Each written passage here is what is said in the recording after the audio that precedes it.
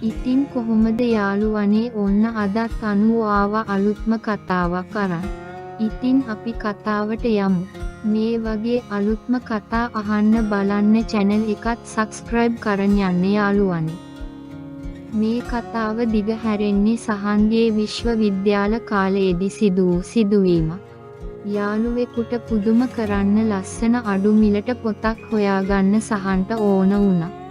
ඔහුගේ ළඟම යාළුවා මේ ගැන කිව්වහම ඔහු Taman දන්නා පොත් ඇන්ටි කෙනෙක් ගැන කිව්වා. Tamanගේ යාළුවන්ටත් එතනින් පොත් ගෙනත් දෙන බව කිව්වා. ඒක තමයි හොඳම විසඳුම කියලා හිතපු සහන් දවසක ඔහුත් එක්ක පොත් ඇන්ටිව හම්බ වෙන්න ගියා. පොත් ඇන්ටිගේ කඩේ තිබුණේ නගරයේම පොඩි තැනක. කඩේ හිටිය ඇන්ටි විතරයි.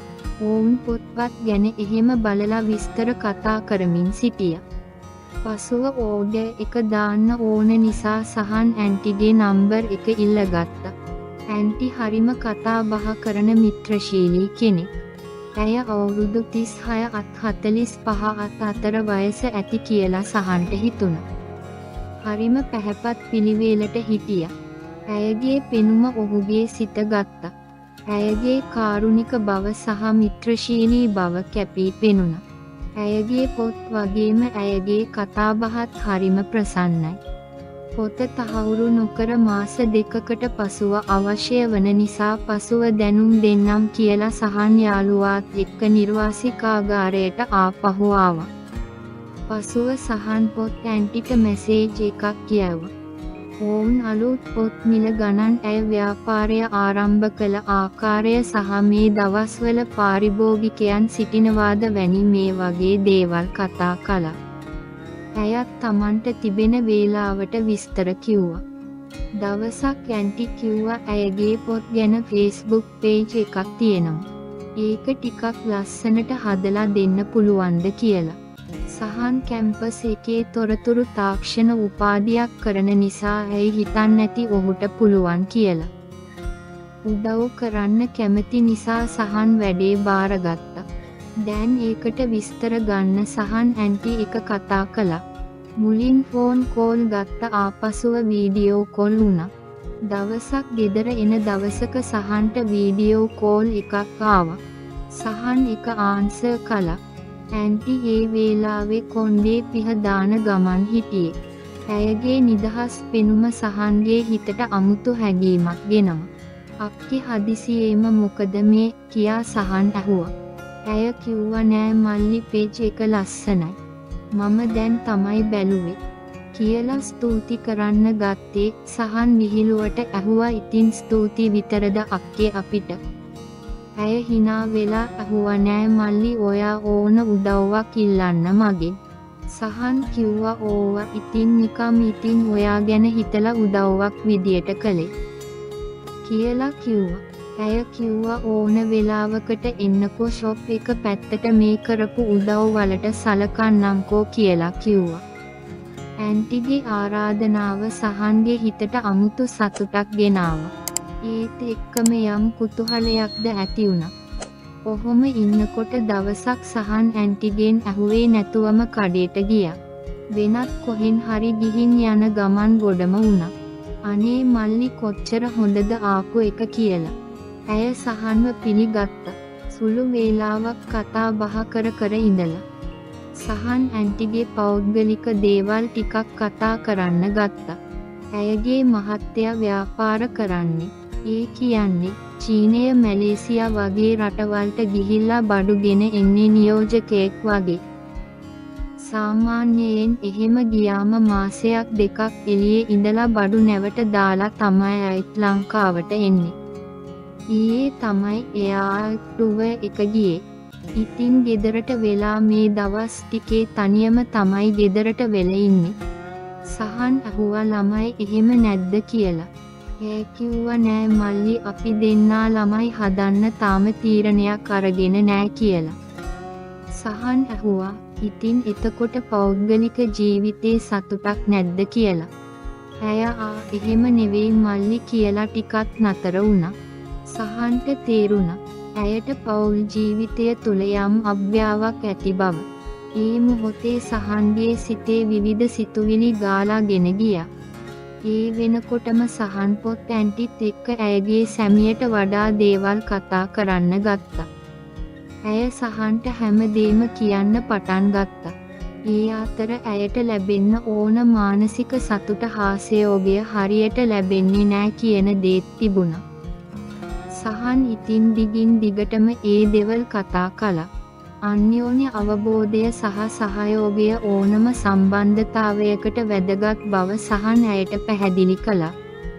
ඒ කතා බහ තුලින් ඔවුන් දෙදෙනා අතර ගැඹුරු බැඳීමක් ඇති වුණා. ඇයගේ විශ්වාසය දිනා ගැනීම සහන්ට සතුටක් වුණත් ඇය කෙරෙහි ඔහුට ඇති වූ වෙනත් ආකාරයේ හැඟීම් සහන්ටම ගැටලුවක් වුණා. ෂන් කඩේට යන වාර ගණන ටිකක් වැඩි වුණා. සතියට දවස් 2-3ක් වගේ දේශන ඉවර වුණාම සගන් කඩේ පැත්තට යනවා. එහෙම ගිය දවසක ඇන්ටි කිව්වා මල්ලි මේ ඉරිද මුකුත් වැඩක් නැත්නම් අපේ ගෙවල් පැත්තේ එන්න. කවුරුත් නෑ. මම විතරයි ඉන්නේ. කෑම ටිකක් එහෙම කාලා යන්න පුළුවන්නේ. කඩ කෑම කාලා තිතින් එපා වෙලානේ ඇත්තේ කියලා. ඉතින් සහන් කැමති නිසා එන්නම් කිව්වා. ටවුන් එකෙන් ටිකක් දුර ගියාම ඇතුළට පාරක් තිබුණා. එකෙන් ගියාම 3 වෙනි ගේ කියලා තමයි කිව්වේ. කොහොම හරි සහන් හොයාගෙන ගියා. ගේට්ටුවක් දාලා තනි තට්ටුවේ ගියා. ගාඩ්නින් එක ලස්සනයි. ගල් එහෙම අල්ලලා තනකොළ දාලා තිබුණේ. ගේට්ටුවට තට්ටුවක් දැම්මම ඇන්ටිම ලොක් එක ඇරලා ආ එන්න මල්ලි කියලා සහන්ව ඇතුළට ගත්තා. ඇන්ටි ඇඳලා හිටියේ කොට ස්කර්ට් එකක්. ටොප් එකත් කොටයි. බුරිය පේනවා. ඇයගේ පෙනුම සහන්ගේ සිතේ යම් නොසන්සුන් බවක් ඇති කළා. ඇන්ටි සහන්වත් ඇතුළට අරන් දොර වහලා දැම්මා. ගේ ඇතුලේ තිබුණ සෝෆා එකේ සහන් වාඩි වුණා. ඇන්ටිත් එකේම අනිත් පැත්තේ වාඩි වුණා. ඉතින් මල්ලි කොහොමද කියලා සහන් කතා කරන්නත් කලින් ඇන්ටි කතා කරන්න පටන් ගත්තා. නෑ අනේ කම්පස් එකේ වැඩ කරගෙන ඉන්නවා කියලා සහන උත්තරේ දුන්නා. සහන්ගේ උත්තරේ එකම ඇන්ටි ඔහුගේ ඇස් දිහා කාරුණිකව බලාගෙන හිටියා. එකපාරටම මල්ලි තේරකූල් මොනවා හරිද බොන්නේ කියලා ඇහුවා. සහන් කිව්වා අක්ක කැමති ඕන දෙයක් බොමු කියලා. මම දෙන ඕනම දෙයක් බොනවද එහෙනම් කියලා කියාගෙන ඇයගේ ඇතුළට ගියා. සහන් ටිකක් සාලේ ඇවිදින ගමන් එල්ලලා තියෙන පරණ පින්තූර වගේ දේවල් දිහා බලන් ඉද්දී ඇන්ටි කූල් එකකුයි බිස්කට් වගේකුයි අරගෙන ඇවිල්ලා ඉවරයි.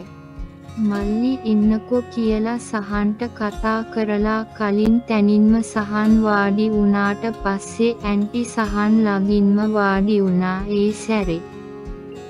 ඈ ළඟ ඉන්නකොට හරීම සුව පහසුවක් දැනුණා.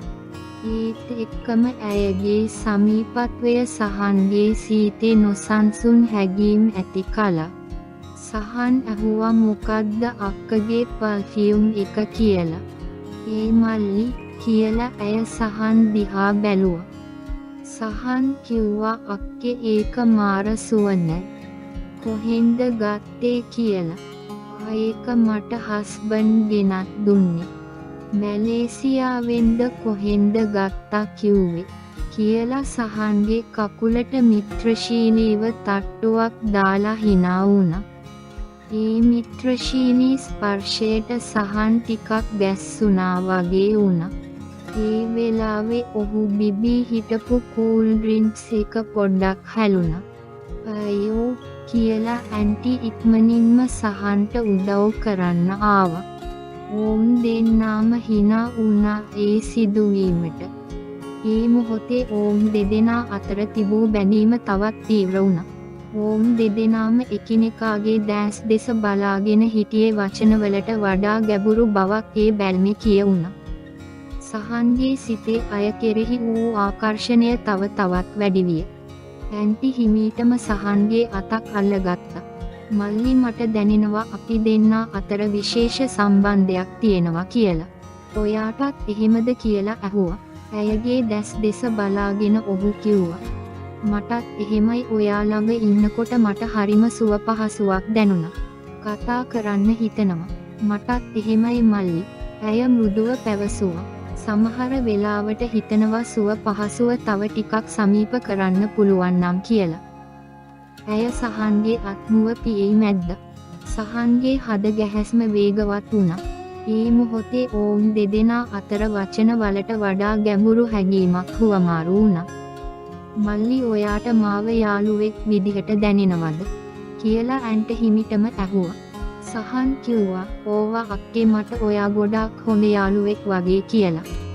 මටත් එහෙමයි මල්ලි පැටියෝ කියලා ගත්තා. ස්පර්ශය හරිම සෙනෙහසක් ගෙනාවා. සහන්ව නිකන් අමුතු සතුටකින් පිරී ගියා. ඒත් එක්කම ඔහු තුල ඇති වූ වෙනත් හැඟීම් පාලනය කර ගැනීමට ඔහුට අපහසු විය. ඇන්ටි දිගටම සහන්ගේ අත අල්ලගෙන හිටියා. ඕම් දිගටම කතා කළා. ඇන්ටි ඇයගේ ජීවිතයේ අභියෝග බලාපොරොත්තු ගැන කිව්වා. සහන් තමන්ගේ කැම්පස් ජීවිතය අනාගත බලාපොරොත්තු ගැන කිව්වා. ඒ කතා බහින් ඕම් දෙදෙනා අතර ඇති වූ බැඳීම තවත් ශක්තිමත් වුණා. AC දාලා නිසා ලොකු වෙලාවක් කතා කළා. දින සති බවට හැරුණා. සහන් නිතරම ඇන්ටිගේ කඩේ පත්තට යන්න පුරුදු වුණා.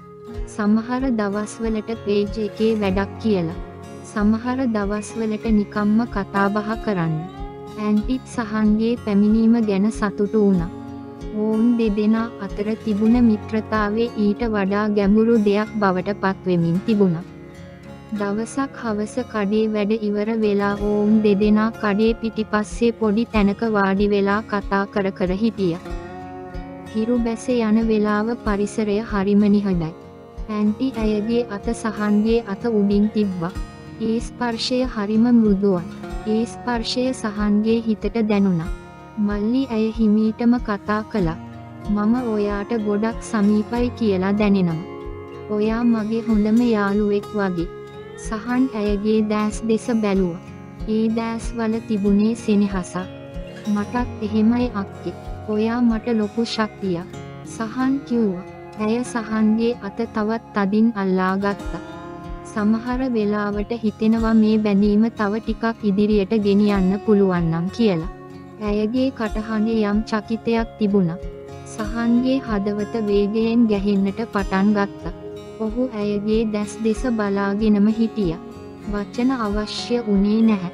ඒ මොහොතේ ඔවුන් දෙදෙනා අතර ඇති වුණේ නිහඬතාවයේ වචන දහසකට වඩා බොහෝ දේ කීවා. ඇන්ටි හිමීටම සහන්ගේ අත අත්හැරියා. කාලය ගොඩක් ගියා නේද මල්ලි? යමුද? ඇය මෘදුව ඇහුවා. හරි අක්කේ සහන් කිව්වා. ඕන් දෙන්නම නැගිටලා කඩේ එළියට ආවා. එදා රෑ සහන්ට නිින්ද ගියේ නැහැ. ඇන්ටිගේ වචන ඔහුගේ හිතේ දෝංකාර දුන්නා. ඕන් අතර ඇති වූ මේ බැඳීම මිත්‍රත්වයට වඩා වැඩි දෙයක් බව සහන්ට පැහැදිලි වුණා. ඒ මොකක්ද කියලා හරියටම තේරුම් ගන්න ඔහුට අපහසු වුණා. මීළඟ ඉරිදා දවස උදා වුණා. සහන් ඇන්ටිගේ ගෙදර යන්න පිටත් වුණා. ඔහුගේ හිතේ තිබුණේ පුදුමාකාර නොසන්සුන් බවක්. මේ ගමනින් ඔවුන්ගේ සම්බන්ධයෙන් තවත් කොහෙට යයිද කියලා ඔහුට හිතාගන්න බැරි වුණා. ගෙට්ටුව ළඟට ගියාම සහන් පොඩි වෙලාවක් නැවතිලා ගැඹුරු හුස්මක් ගත්තා. ඊට පස්සේ ගේට්ටුවට තට්ටු කළා. ඇන්ටි දොර ඇරලා සහන්ව දැකලා hina වුණා. "ආ මල්ලි ආව නේද? එන්න එන්න" ඇයි ඇඳගෙන හිටිය සරල ගවුමක්. ඒ සරල බව තුලත් ඇයගේ සුන්දරත්වය කැපී පෙනුණා. සහන්ගේ සිතේ නැවතත් නොසන්සුන් හැඟීම් ඇති වුණා. ඇතුළට ගියාට පස්සේ ඇන්ටි කිව්වා "මල්ලි කෑම ලෑස්ති ඔයා එනකම්මයි හිටියේ" කියලා. ඕම් දෙන්නා කෑම මේසෙට ගියා. ඇය හදපු කෑම හරිම රසයි. කෑම කන ගමන් ඕම් දෙන්නා සහන්ගේ කැම්පස් එකේ වැඩ ගැන, ඇයගේ පොත් කඩේ වැඩ ගැන කතා කළා. කතා කරද්දි ඇයගේ දැස්වල තිබුණේ පුදුම සතුටක්. සහන්ගේ හිතට දැනුනේ පුදුමාකාර සැනසීමක්.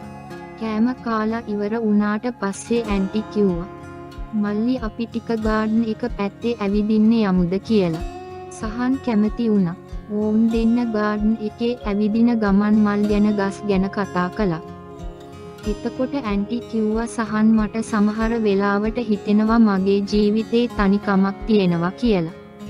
ඔයා ආවට පස්සේ තනිකම ටිකක් අඩු වුණා වගේ දැනෙනවා. සහන් ඇයගේ අතක් අල්ලා ගත්තා. මටත් එහෙමයි අක්කේ. ඔයා මට හරිම සමීපයි. ඇය සහන්ගේ අත තදින් අල්ලා ගත්තා. සහන් මම හිතනවා අපි දෙන්නට මේ බැඳීම තවත් ශක්තිමත් කරගන්න පුළුවන් කියලා. ඔයාටත් එහෙම හිතනවද? ඇයගේ දැස්වල තිබුණේ බලාපොරොත්තුවක්. සහන්ගේ හදවතේ වේගයෙන් ගැහෙන්නට පටන් ගත්තා. ඔහු ඇයගේ දැස් දෙස බලාගෙනම හිස සැලුවා. ඒ මොහොතේ ඔවුන් දෙදෙනා අතර ඇති වූ නිහඬතාවය වචන දහසකට වඩා බොහෝ දේ කීවා. ඔවුන් දෙන්නා තවත් ටික වෙලාවක් ගාඩන් එකේ හිටියා. හිරු බැස ගොස් සඳ පායා තිබුණා. තරු පිරි අහස යට ඔවුන් දෙදෙනා එකිනෙකාට සමීපව සිටියා. ඇන්ටි හිමීටම සහන් දිහාට හැරුණා. ඇයගේ දැස්වල තිබුණේ අමුතු දීප්තියක්. සහන් ඇය හිමීටම මිමිනුවා. මට ඕන මේ මොහොත හැමදාටම මතක හිටින එකක් කරන්න. සහන්ගේ හදවත තවත් වේගයෙන් ගැහෙන්නට වුණා. ඔහු ඇයගේ දැස් දෙස බලාගෙනම හිටියා. ඇය හිමිටම ඔහු වෙත සමීප වුණා. ඇයගේ උණුසුම් හුස්ම සහන්ගේ මුහුණට වැදුණා. ඇයගේ මෘදු තොල් සහන්ගේ තොල් මත තැබුවා. ඒ මොහොතේ මුළු ලෝකයම නිහඬ වුණා වගේ දැනුණා. ඒ සිප ගැනීම සෙනෙහසින් සහ හැඟීම් වලින් පිරී තිබුණා. ඒ වුන් දෙදෙනා අතර ඇති වූ ගැඹුරු බැඳීමක සංකේතයක් වුණා. සිප ගැනීමෙන් පස්සේ ඇන්ටි හිමීටම ඈත් වුණා. ඇයගේ මුහුණේ ලැජ්ජාව මිශ්‍ර වූ සතුටක් තිබුණා. සහන් මට සමාවෙන්න ඇය හිමීටම කිව්වා. නෑ අක්කේ සහන් ඇයගේ අතක් අල්ලා ගත්තා. මටත් එහෙමයි දැනුනේ. ඔවුන් දෙන්නත් තවත් ටික වෙලාවක් නිහඬව සිටියා. ඒ නිහඬතාවය තුළ ඔවුන් දෙදෙනාගේ හදවත් එකිනෙකාට සමීප වුණා.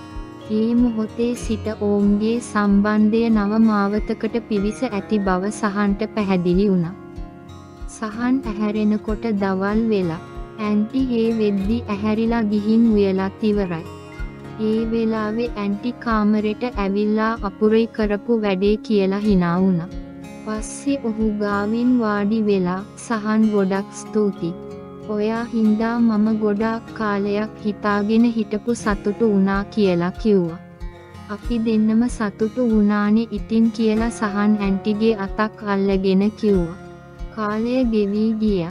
සහන් නිතරම ඇන්ටිගේ කඩේට ගියා. ගෙදරත් ගියා. ඔවුන් විවිධ අවස්ථාවලදී පෞද්ගලික ස්ථානවලදී හමු වුණා. ඔවුන්ගේ සම්බන්ධය දිගින් දිගටම ශක්තිමත් වුණා. ඇන්ටිගේ ජීවිතේ තිබූ තනිකම මානසික හිස් බව සහන්ගේ පමිනිමත් සමග ක්‍රමයෙන් නැති වී ගියා. තම සැමියාගේ නිතර නොපැමිණීමේ හිස් තැන් සහන්ගේ අවධානය සෙනෙහස සහ සහයෝගය තුලින් පිරී ගිය බව ඇය නිතරම කීවා. ඇයගේ හොඳම මිතුරා විශ්වාසවන්තයා මෙන්ම ඇයගේ සතුටට හේතුව බවට පත් වුණා. ඔවුන් දෙදෙනා එකිනෙකාගේ ජීවිතවලට අලංකාරයක් එක්කලා. ඔන්න ඔහොමයි හහන් පොත් ඇන්ටිගේ ජීවිතයට සතුට ගෙනාවේ යාළුවනි. ඒ බැඳීම ඔවුන් දෙදෙනාටම අලුත් අරුතයක් ගෙන දුන්නා. මේ කතාවෙන් අපට තේරෙනවා තනිකමට කෙනෙක් සමග මිත්‍රශීලී හොඳම කොතරම් සිතට සහනයක්ද කියලා. යාළුකම් ජීවිතේට කොච්චර සමීප වෙනවද කියලා. ඔවුන්ගේ වර්ධන වෙන සම්බන්ධතාවය සහ ඔවුන්ගේ ජීවිතයේ යථාර්ථයන් අතර සියුම් සම බලන්නතාවයක් සොයාගත්තා. ඔවුන්ගේ බෙදාගත් සාමය නිතර සිදුවන්නට පටන් ගත්තා. නිහඬ අවබෝධයක් ඔවුන් අතර පිපෙන්නට පටන් ගත්තා. සහන් ඔවුන් කෝපි බොමින් බෙදාහත් සිනහ ජීවිතය ගැන වූ ගැඹුරු සංවාද සහ බොහෝ දේකී නිහඬතාවයන් අගය කළා. නිසලගේ ජීවිතයට සතුට සහ සහනය ගෙන යාමෙන් Tamanට සතුටක් ලැබෙන බව ඔහුට හැඟුණා. එක් සන්ධ්‍යාවක සහන් නිසලට කඩේ වසා දැමීමට උදව් කරද්දී පිණි පහන් දැල්වෙන විට ඔවුන් අතර නිහඬ බවක් පැතිර ගියා. සහන් නිසලා සාමාන්‍යයට වඩා මෘදු හඬකින් පටන් ගත්තා. මගේ මහත්තයා ඔහු ඉක්මනින්ම ස්ථිරවම වගේ ආපසු එන්න කතා කරනවා. සහන්ගේ හදවත ගැස්සී ගියා. ඇගේ තනිකමට තමාගේ පැමිණීම පුරුදු වී සිටියා. ඔහුට කිව හැකි විය. ඔහු දෙස බැලුවා. ඇයගේ දැස්වල දුක සහ පිළිගැනීම මිශ්‍ර වී තිබුණා. මට අපි කතා අපේ මිත්‍රත්වය නැති වේවි. සහන් ඈ කුමක් අදහස් කරන්නේ දැයි දැන සිටියා.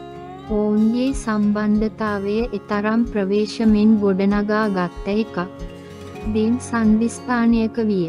ඔහු ඇයගේ අතක් මෘදුව අල්ලා ගත්තා. ඔහු පැවසුවේ ඔහුගේ පපුවේ වෙලීම නොතකා ස්ථාවර හඬකි. මොනවා වුණත් අපගේ මිත්‍රත්වය අපි ගොඩනගාගත් සම්බන්ධතාවය එය වෙනස් වෙන්නේ නැහැ. ඒ සත්‍යය. ඇයගේ දැත් මිරිකා ඇගේ දැස්වල කඳුලක් පිරී ගියා. සහන් හැමදේටම ස්තුතියි. ඊළඟ සති කිහිපයන් නිහඬ තීව්‍රතාවයකින් පිරි තිබුණා. සහන් ඇයව දිගටම බැලීමට ගියා. නමුත් යටින් පවතින වෙනසක ධාරාවක් තිබුණා. ඔවුන් පෞද්ගලික අභියෝග ගැන අඩුවෙන් කතා කළා. අතර ඔවුන්ගේ බෙදාගත් මතකයන් ගැන වැඩියෙන් කතා කළා. අනාගතය අවිනිශ්චිත වුණත් වර්තමා සහ පෙරට වඩා විශ්වාසයෙන් හා හැකියාවෙන් සිටින බව පැවසුවා. සහන් ඇය ගැන ආඩම්බර වුණා. ඇගේ අලුතින් සොයාගත් ශක්තියට තමාද දායක වූ බව දැන සිටියා. දවසක් නිසලගේ සැමියා ආපසු ආවා. සහන් කඩේට නිතර ගියේ නැහැ. ඔවුන්ට ඉඩ දුන්නා. නමුත් සති කිහිපයකට පසු ඔහුට නිසලාගෙන් පණිවිඩයක් ලැබුණා. ඒ ලස්සන විසිතුරු පොතක පින්තූරයක්. අලුත් ඩිසයින් එකක්. ඒ සමග තිබූ පණිවිඩය මෙසේ සඳහන් වුණා. සහන් මේක ඔයා නැතුව කරන්න බැහැ. අපේ මිත්‍රත්වය මට නව මාර්ග සොයා ගැනීමට ධෛර්යය දුන්නා. හැමදේටම ස්තුතියි. පේජ් එකට සමහර වෙලාවට තවමත් ඔයාගේ මැජික් ටච් එක ඕනේ. සහන් සිනාසුනා. ඔවුන්ගේ කතාව අවසන් වෙන්නේ නැහැ. ඒ හුදෙක් පරිවර්තනය වෙමින් තිබුණා. නොකියූ තීව්‍ර හැඟීම් නව සමබරතාවයක් සොයාගෙනත් තිබුණත් ඔවුන් එකිනෙකාගේ ජීවිතවලට ඇති ගැඹුරු බලපෑම සැනසීම සහ ශක්තිය එලෙසම පැවතුණා. ඔහු දැන සිටියා නිසලගේ ගමනේ විශේෂ කොටසක් බව. ඇගේ සතුටේ නිහඬ ආරක්ෂකයෙක් බව ඔහුට සම්බන්ධතාවය නියම අර්ථය කියා දුන්න අති විශේෂ අගනා මිත්‍රයෙක් බව. ඔවුන්ගේ බැදීම මානව සම්බන්ධයේ පළ ප්‍රේම පිළිබඳව සාක්ෂියක් ලෙස ඔවුන්ගේ ජීවිතයේ නිහඬ සුන්දර තනුව ලෙස සදහටම ඔවුන්ගේ හදවත්වල රැඳී පවතීවි. එහෙමන් යාළුවනේ කතාව හොඳයිද? අදට ගිහින් එන්නම්. අලුත් කතාවකින් හමු වෙමු.